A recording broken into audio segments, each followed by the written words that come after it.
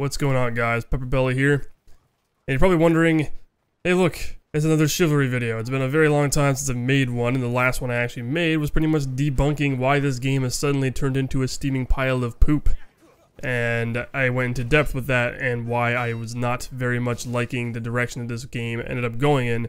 So I pretty much stopped playing it, and that's the honest truth. I stopped playing Chivalry, and it, every now and again though, I will occasionally pop into this game just to see how things are going, just to see how the development is, because I feel like I have this obligation to do so because I backed this project on Kickstarter with hundreds of dollars because I really wanted to see this game come into fruition.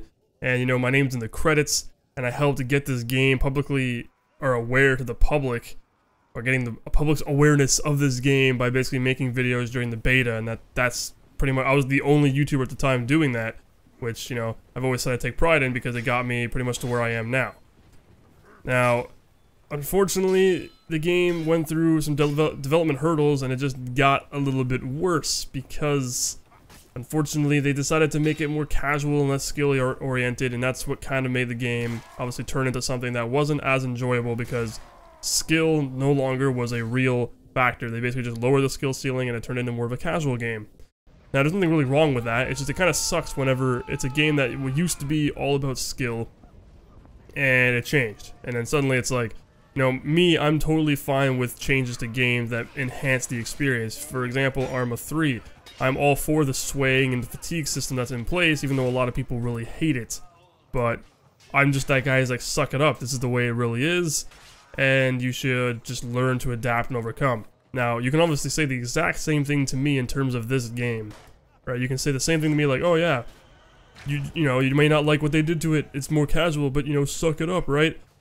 The thing is, in Arma 3's case, it was taking more strategy and skill into a factor whenever they introduced those new mechanics, where in Chivalry, they basically just essentially removed them and made it more casual, so it kind of sucked. I mean, Deadliest Warrior, thankfully, seems to retain that competitive nature as the game feels generally different, precision of strikes and whatever, and skill actually seems to be a factor in that game, unlike Chivalry Medieval Warfare, where it seems to be more casualized. I guess that's what they were kind of going for, I don't really know, I can't tell you, but it seems like what they did with Deadliest Warrior was trying to make that more of the competitive game, and Medieval Warfare just more of the casualized, go in there and experience major battles kind of game, which is what it seemed like they tried to do.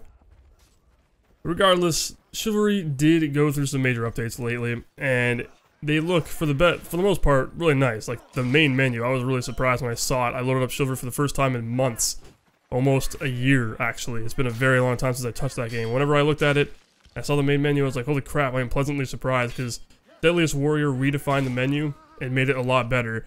And Chivalry Medieval Warfare was just lagging behind with the old school menu and rebinding keys and all that kind of stuff and changing the options. It always felt a little bit finicky, and like choosing your mouse sensitivity it was just kind of a painstaking process. It didn't feel as intuitive or fluid and reactionary as you would expect it to be, like most traditional PC games. But thankfully, it actually rectified it. They completely rehauled the menu, so the menu is actually like surprisingly, it's even better than Deadliest Warrior now. It's like easily one of the best menus in games to date. It looks really well designed. Everything is right where it should be. Everything reacts and responds. There's no hints of lag or issues rebinding keys and they're not registering properly. Everything seems to work perfectly now, which is, well, to say the least, excellent. It makes me incredibly happy that that is the case. As for the gameplay, it still feels a little bit on the side of not being skillful anymore. It's still fun as hell to play.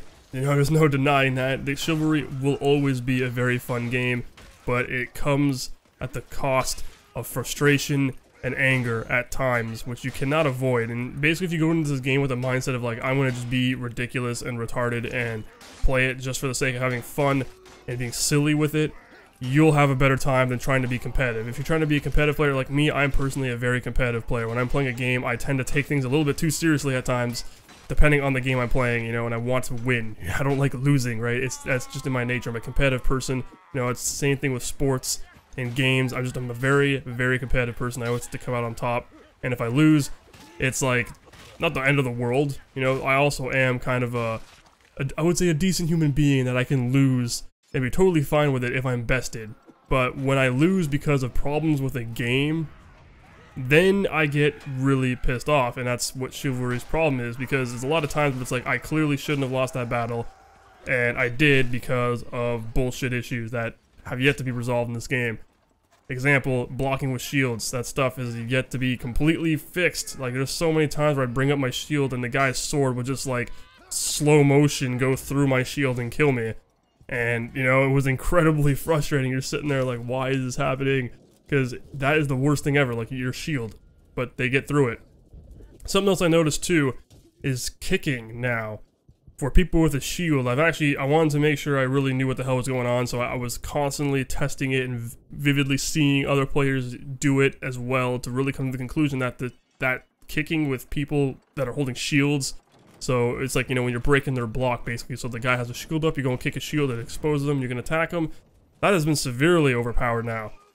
Okay, well, it's a little bit of a stretch, not severely overpowered, but it's definitely been brought up to be in the favor of that person kicking. And it's weird because if you go up to a person and you kick him and he doesn't have a shield, he can immediately parry that first attack that you're going to follow up with. So, you know, you kick the guy and you're going to follow up with an attack and he can parry it. However, if the guy has a shield and you kick open his shield, he is completely vulnerable. He'll like stumble back and you can almost get 2 to 3 strikes in that time and completely finish him based on that alone, depending on what you are. Like an archer, for example, if the guy has a dagger, you know, he can kick open your shield and stab you 3 to 4 times by the time your character finally regains control from your mouse and stuff. Like when you're, you know, before you actually finally regain control of your character. And it's kind of a very long stun time that is just ridiculous at times. It can be very annoying, especially when they just keep spamming kick and following up with hits and then spamming kick again. That's one thing that really irked me when I saw it in this latest build of the game. I was like, it was just driving me nuts. But regardless, the game, like I said, is still fun, and every now and again I'll occasionally pop into it and I'll play it and I'll have a blast, and then once I get frustrated again, then I stop playing it. And that's basically how my routine of playing this game tends to go. It's just like I'll occasionally see it, want to play it again, get mad, and then not play for a very long time, and then rinse and repeat. And, you know, it's alright. Still a fun game. Just keep that in mind. But still, comes with frustration. Anyway, hope you guys enjoyed the video. My name is PepperBelly. See you guys on the next one.